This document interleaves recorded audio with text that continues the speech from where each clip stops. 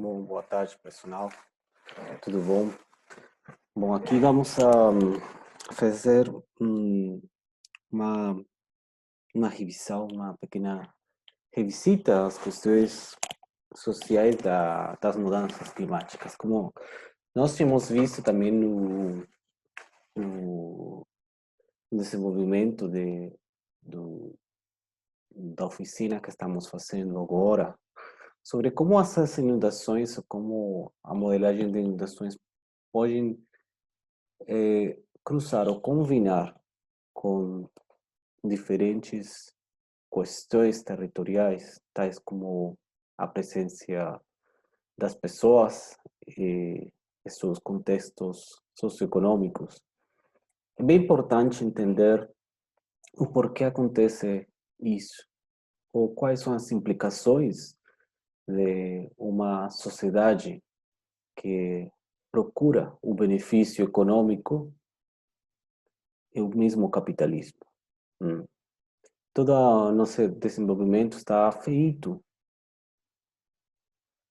ou tem como base o mesmo capitalismo. Um capitalismo que somente é parte da natureza humana e que implica necessariamente que as nossas decisões, as nossas preferências, como indivíduo, vão repercutir na coletividade. É bem interessante aqui entender uma posição de dois autores que vamos a abordar hoje, que é Ulrich Beck e Amartya Sen. Esses dois autores falam sobre como as questões sociais estão ou se combinam com as questões das mudanças climáticas, não? Agora mesmo vocês com o exercício que estão fazendo sobre a cidade, sobre a iluminação sobre a cidade, a modelagem, vão estar vindo como a inundação chega e tem alguns diferentes processos ou vai interagir com diferentes processos resilientes, tais como o contexto socioeconômico das famílias que moram em cada um dos distritos que estamos eh, inundando. Aqui vamos a falar brevemente, para deixar um pouco mais de tempo que vocês somente escutem a fala e depois tentem fazer um pequeno texto de não mais de 200 palavras, respondendo uma pergunta teórica. O Beck conseguiu mais ou menos fazer uma boa um bom desenvolvimento sobre o que é a sociedade hoje e que ele chama a sociedade do risco. A sociedade do risco é uma conceitualização mesma do desenvolvimento atual. Quando nós falamos sobre as coisas que nós fazemos, que a gente faz para viver, não são as mesmas que fazíamos anos ou décadas atrás, ou no século, ou outros séculos. Em comparação com o passado, nós estamos criando, precisando novas situações ou novas fontes, tanto de energia, incrementando, como vocês veem, as necessidades mesmas, ou de suprir as necessidades mesmas de alimentação, ou mesmo assim da, da, das necessidades da população que estão indo diretamente, que estão diretamente relacionadas com o desenvolvimento e crescimento econômico. Muitos anos atrás, quando pensávamos sobre a sociedade, sobre as questões dos desastres naturais, mesmo assim que ainda não tem começado o aquecimento global de origem antrópico, considerávamos que os desastres eles foram uma causalidade divina, não? Que vinha do céu, que vinha dos deuses, e que eles estavam nos castigando ou impondo um castigo a causa de nosso mau comportamento. Podem ser muitos tipos de desastres. mas todos foram reconhecidos na antiguidade pelas, ou fosse causado pelos mesmos deuses. Mas agora estamos vendo que a realidade é que cada um desses desastres são somente uma evidência ou um resultado de nosso jeito de relacionamento com a mesma natureza. A mesma sociedade permite ou impulsa, né, ou empurra. Quais são os fatores que vão incidir no futuro sobre eles mesmos?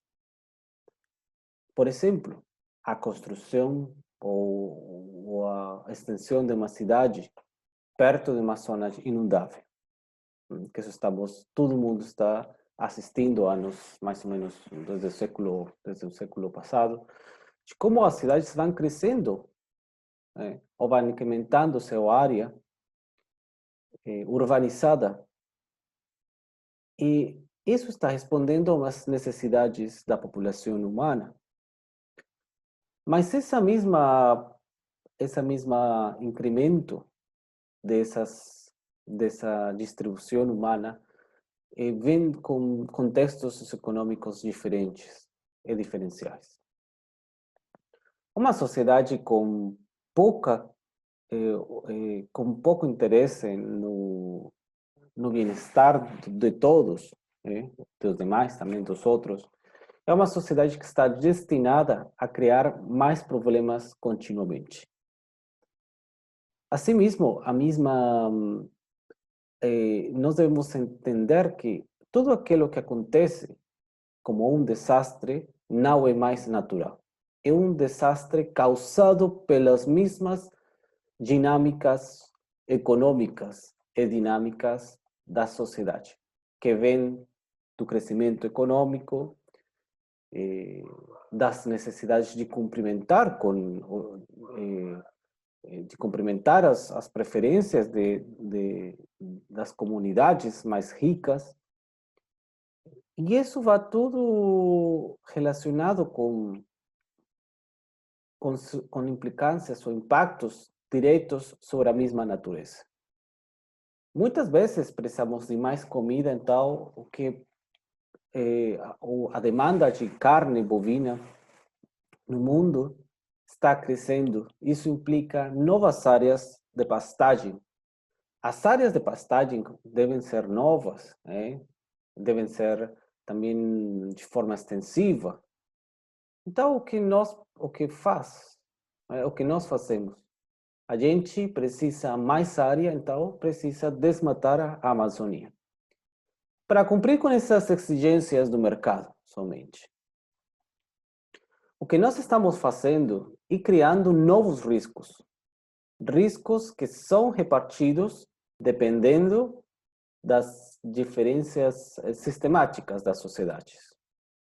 No caso, por exemplo, do aumento da ingesta de carne bovina, é somente uma representação das preferências de certas sociedades. Uma sociedade que precisa de mais carne, por exemplo, uma sociedade como a norte-americana, a europeia, ainda assim a chinesa, são sociedades que produzem riscos, já que o crescimento ou o abastecimento, o crescimento para abastecer as demandas de carne bovina somente podem ser solventadas por locais de produção. Locais de produção como a Argentina, o Brasil, Paraguai, outros países, que tem sempre um tipo de fronteira sobre florestas de importância pela conservação da natureza. Então, nós estamos repartindo, estamos levando os riscos. Se uma sociedade como a europeia precisa de mais carne, nós temos que abrir novas áreas para pastar, para alimentar animais. Isso implica necessariamente que nós estamos criando um novo risco. Riscos, por exemplo, da desertificação dos solos, estamos aumentando o potencial de fogo, e incluso estamos fazendo novas queimas dentro da Amazônia brasileira.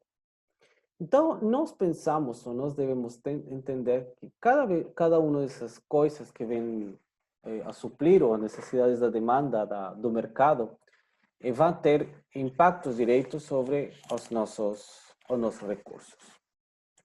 Temos 5 teses de como a sociedade mesma ela está se autoameaçando, né? Ou falamos de 5 teses de autoameaça civilizatória. O primeiro deles, estamos falando de como os riscos que são gerados no nível mais avançado de desenvolvimento das forças produtivas. Os riscos causam danos sistemáticos e reversíveis, permanecem invisíveis e são interpretados causalmente. Isso quer dizer, por exemplo, que em medida que vai aumentando as demandas de tecnologia, por exemplo, para um mundo civilizado, um mundo desenvolvido, eles vão a procurar maior quantidade de recursos mineiros, né? Recursos de água, recursos de solo.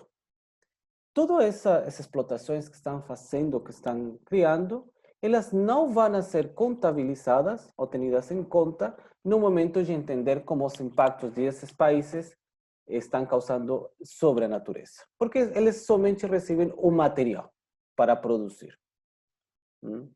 Também estamos falando sobre como o reparto e o incremento dos riscos surgem em situações sociais de perigo, ainda tendo em conta as classes sociais, aquelas têm um efeito boomerang aos beneficiados e produtores. O que acontece aqui é que quando cada vez as demandas, por exemplo, a demanda de tecnologia, ela é muito dinâmica, ela vai mudar constantemente. As pessoas da Suécia, da Europa, mesmo assim da Ásia, fortemente dos Estados Unidos, são sociedades que precisam de tecnologias cada vez mais avançadas. A tecnologia obsoleta, ela precisa ser descartada no lixo. Mas eles não podem ser, ou eles não têm a capacidade de se comprometer com a reciclagem desses aparelhos eletrônicos. Então, a solução que eles têm, que é mais fácil, é enviar o lixo para os países em desenvolvimento. Países que são simplesmente locais onde eles colocar o seu lixo e que depois os nossos países vão ser responsáveis pelos danos irreparáveis dos desechos que eles produzem da tecnologia. O terceiro delas, a expansão dos riscos, continua como a lógica do desenvolvimento capitalista, elevando-lhe a um novo nível.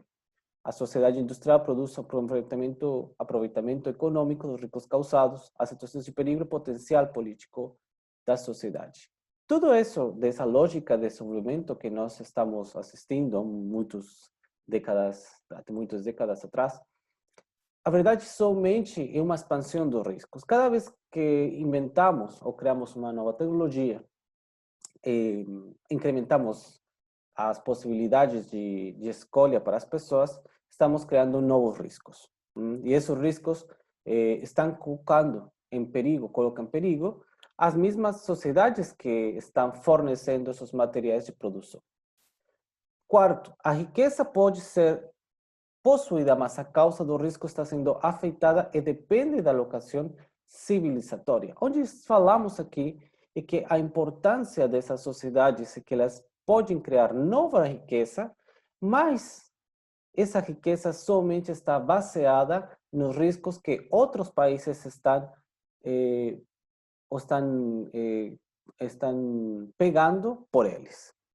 Então, eles se liberam desses riscos e eles mesmos criam mais riqueza através dos modos de produção.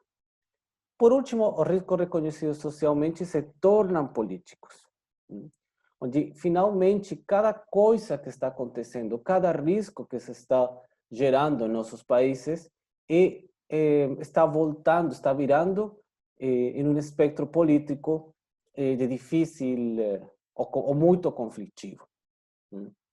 Aqui não estamos escolhendo governantes que vão nos ajudar com a mudança climática.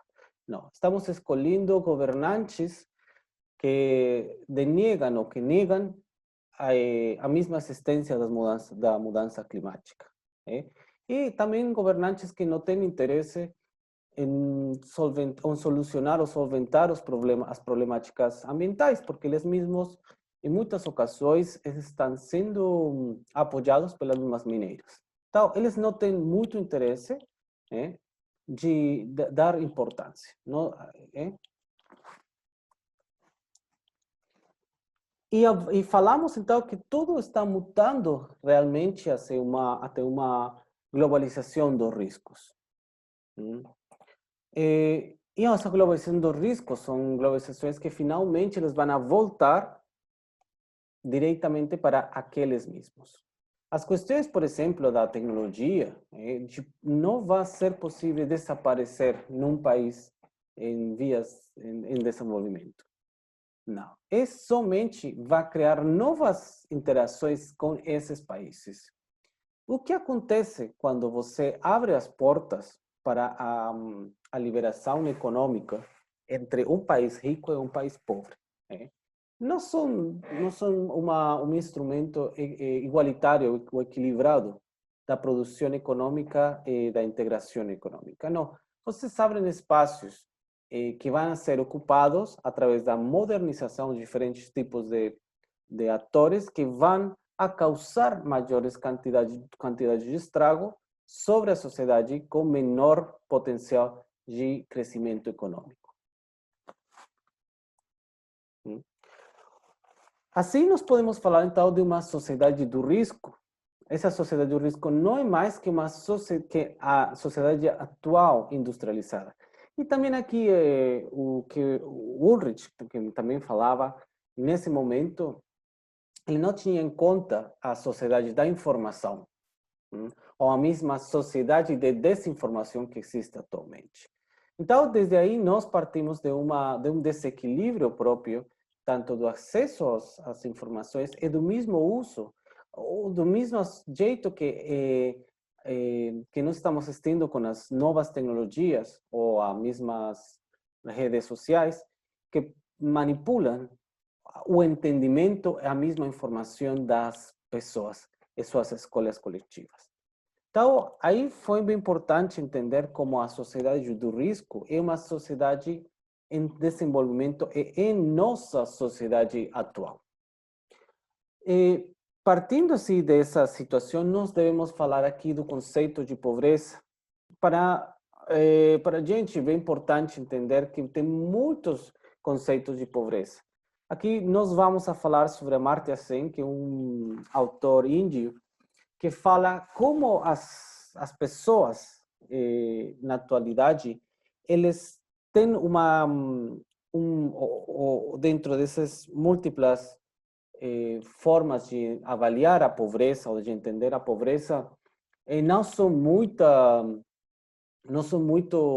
lógicas, ou não têm um conceito bem construído. Nós devemos partir desde quais são esse enfoque econômico que está se centrando sobre as capacidades humanas. Da mesma economia clássica, falamos sobre o Homo economicus, que é um indivíduo que trata de alcançar objetivos bem específicos, sendo predeterminados por o menor custo possível. Aí falamos sobre uma racionalização do bem-estar. Mas, nesse caso, quando nós estamos esperando que as famílias, o mesmo indivíduo, ele escolha desde sua cadeira, pensando sobre o seu próprio bem-estar, é uma mentira, tá? O ser humano está, não falamos mais de manipulado, mas ele somente conhece uma forma de bem-estar, que, por exemplo, ter um bom aparelho celular, que ter uma boa laptop, uma boa notebook, ter Netflix, ou ter certo tipo de acesso a tecnologias, as roupas, um jeito de vida. Mas, sabe, é isso. Realmente as pessoas não estão pensando no seu bem-estar. Então, não podemos falar de como existe uma racionalização do bem-estar. Todas as escolhas, as mesmas preferências, são de jeito egoísta. Mas tem as seguintes limitações. O mundo da economia não é simplesmente um intercâmbio de bens privados em mercados competitivos e se desliga das relações sociais da produção ou critérios de distribuição justa. Não é muito assim também. Não? As pessoas também estão pensando sobre como poder compartilhar com os demais as pessoas mais pobres ou menos ou com menor capacidade de produção e como poder ajudá-los. O modelo também precisa ter de uma ordem de preferências com bem-estar, sendo configurado como as bases nas decisões que ele deve tomar sobre a conduta através das suas seleções. Entanto, uma pessoa racional deve conhecer todas suas preferências, bem-estar, prescrições morais, conduta afetiva. Nenhuma pessoa é assim de racional, não? Nenhuma pessoa faz as coisas como sentar na cadeira, pensar, isto é melhor para mim. Você não escolhe um telefone celular pelas suas funcionalidades. Você escolhe, talvez, pela cor, pelo status que pode dar esse aparelho e as possibilidades que ele pode de poder falar com seus amigos. Estamos assim falando de uma coisa bem hipotética. Eu sei que vocês são pessoas bem centradas, mas falamos assim da natureza, da mesma natureza humana, não? E também tem um valor intrínseco que é realmente mais importante que o instrumental.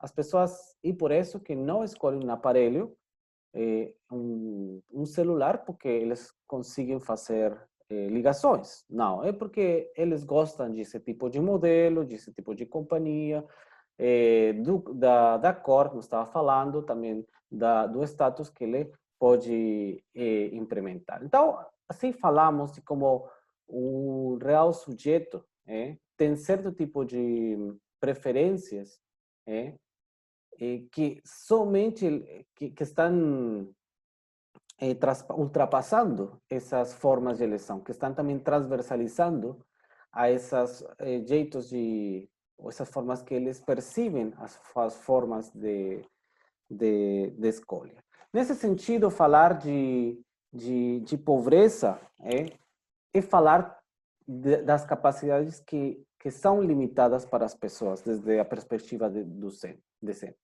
As capacidades reais, por exemplo, é que um enfoque para conhecer a vantagem social em termos de habilidade real para lograr funcionamentos valiosos como parte de sua vida. E tudo isso, de tentar entender como as limitações individuais são um conceito mesmo da pobreza, está centrado dentro das potencialidades das pessoas e das condições que todo tipo restringem a liberdade de ter ou ser. Então, se você tem a possibilidade de ter educação e de ter saúde, você não fica mais pobre. Se você tem a capacidade de conseguir um trabalho, de ir a uma universidade, de começar uma empresa privada por si mesmo, não sei, você deixa de entrar nesse contexto de pobreza e começa a ter certas facilidades. E isso é bem importante, porque quando nós comparamos os países, as capacidades que têm esses países, o mapa do mundo, do mundo todo muda. Por exemplo, se nós usamos essa, esse exemplo da educação e da saúde, e nós pensamos, por exemplo, em países como os Estados Unidos versus Cuba, qual é o país que realmente é pobre? Se nós falamos do acesso à educação e o acesso à saúde, quais são os países, qual desses dois países é mais pobre? Os Estados Unidos ou a Cuba? Realmente é os Estados Unidos, porque a Cuba fornece publicamente e gratuitamente esses dois serviços. Isso vocês vão olhar quando viajam aos Estados Unidos e viajam a Cuba, as duas realidades são bem diferentes, não? Vocês acham que a pobreza, que tem mais pobreza é Cuba, porque as pessoas não têm alimentos. E é assim, as pessoas não têm muito acesso a alimentos. Mas nos Estados Unidos, o que vamos a ver?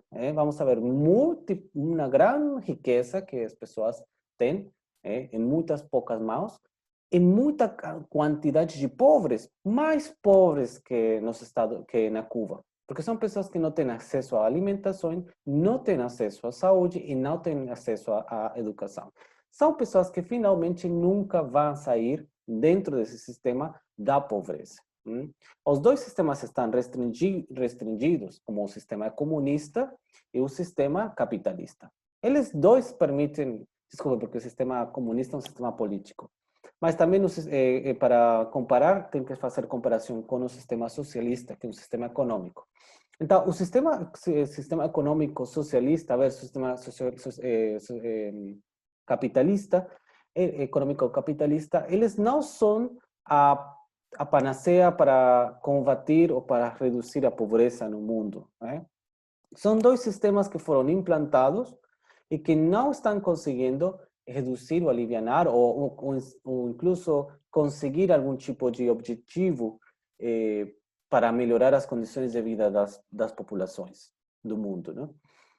Então, aqui, nós devemos pensar qual é o grau, por exemplo, uma condição de pobreza equivale a algum grau de privação que impede o desenvolvimento pleno das suas capacidades, e, na última instância, da sua liberdade. Se eles têm essa liberdade, aí por isso não podemos incluir, por exemplo, um país como Cuba, porque as pessoas não têm essa liberdade de desenvolvimento pleno das suas capacidades, tá? Mas quando você vai para os Estados Unidos, as pessoas têm também esse tipo de desenvolvimento das capacidades? Eles conseguem estudar? Não. Se vocês têm dinheiro, podem estudar. Imagine se vocês, infelizmente, quebram um pé ou quebram um braço, vocês vão ter que perder a sua casa, porque os gastos médicos são muito altos.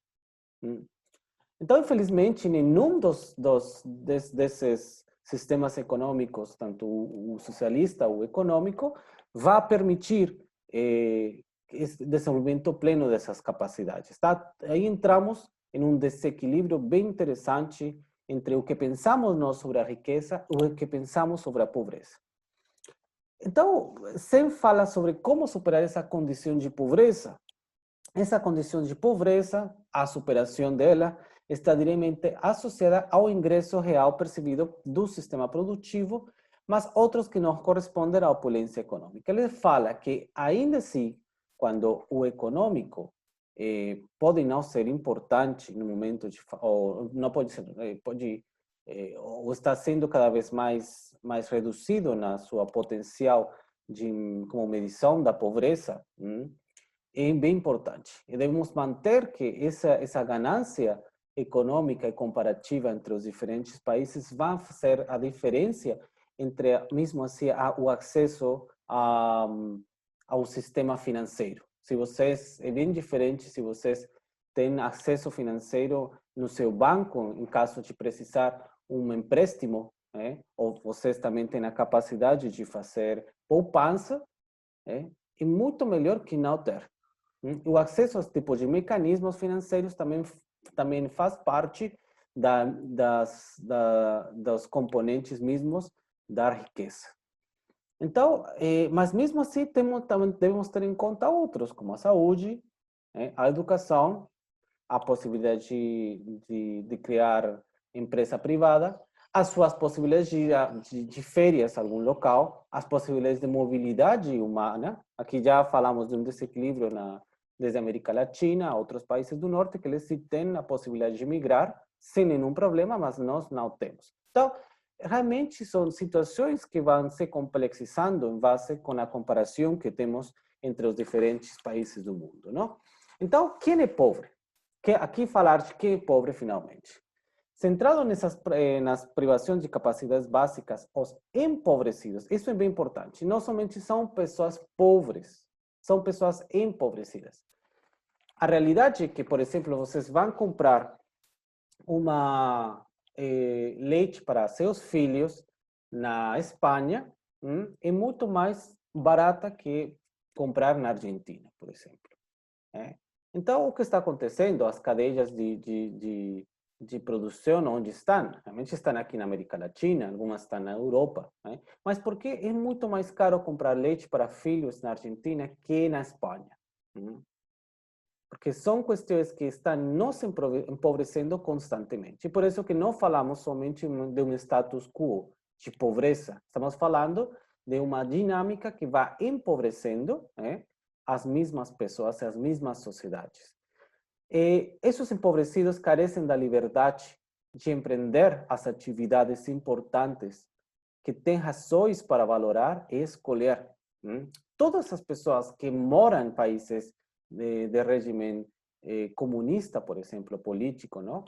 E de outros regimes democráticos também, eles podem não ter as possibilidades de escolha. E essa incapacidade é um empobrecimento constante da mesma sociedade e da mesma comunidade. Também falamos que a pobreza é multidimensional e participa em distintos e variados funcionamentos que as pessoas valoram e precisam. Alimentação, saúde, educação, participação ativa na vida comunitária. E também traslada a atenção exclusiva de saber aos meios, de saber os meios aos fins.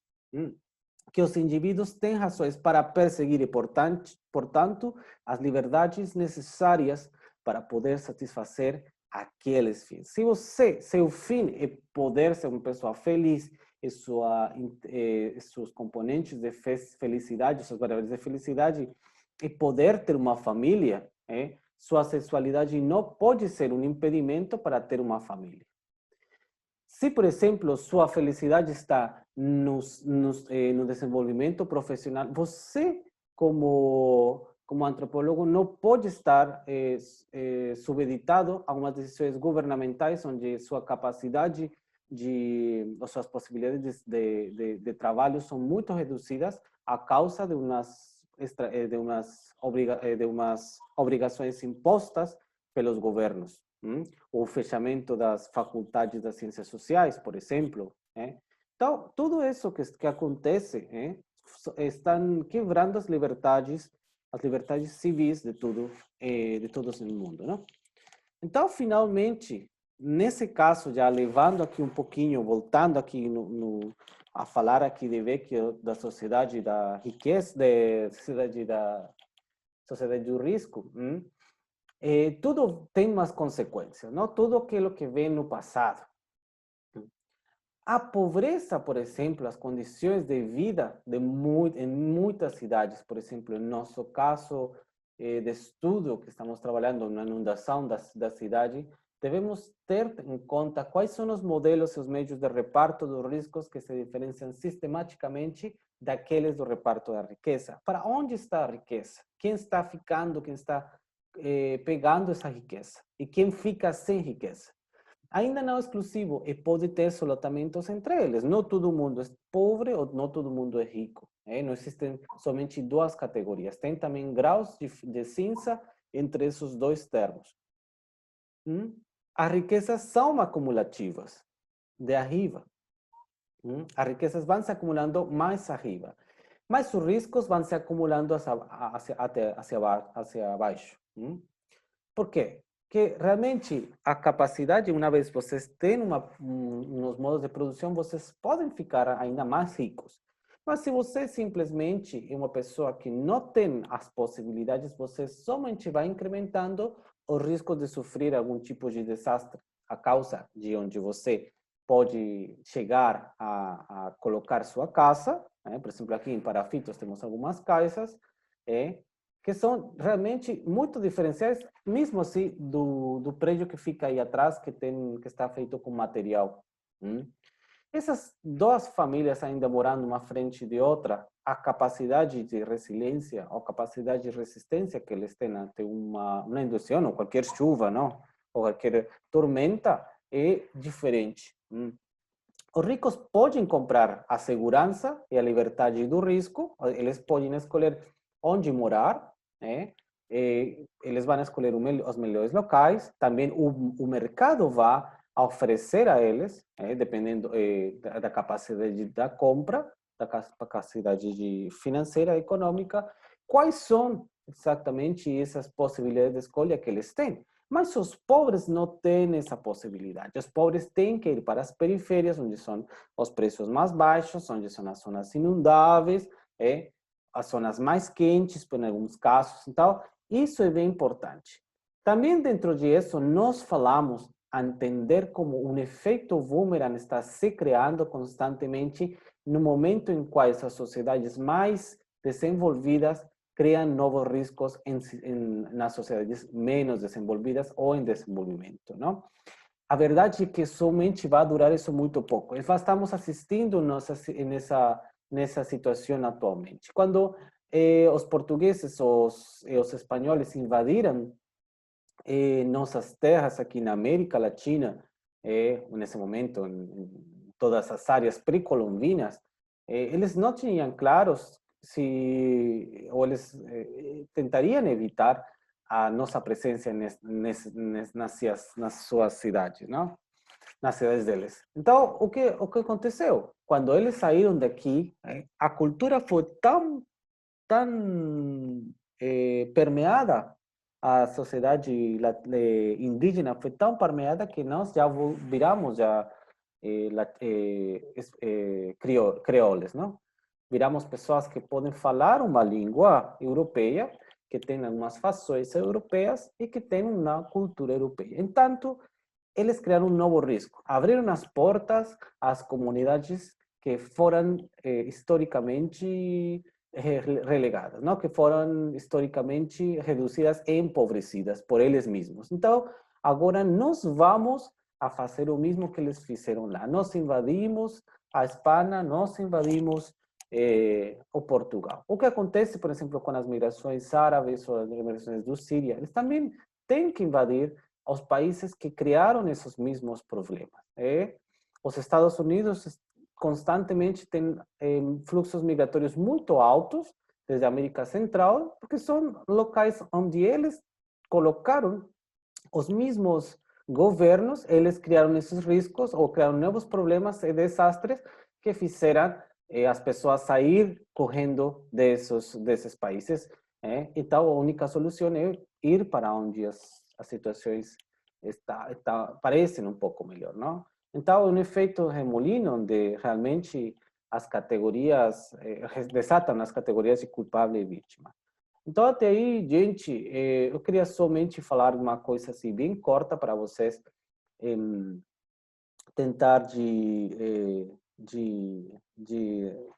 escutar um pouco sobre as situações mais problemáticas no momento de falar sobre essa epistemologia das mudanças climáticas. Isso é para tentar conectar com a sociedade humana e conectar com esse problema. Agora vocês, o que vão fazer é responder uma pequena pergunta e vocês vão responder no máximo com 200 palavras, uma pergunta que eu vou fazer aqui com base nas coisas que eu falei. E vamos a levar no caso de estudo também de nossa cidade hipotética.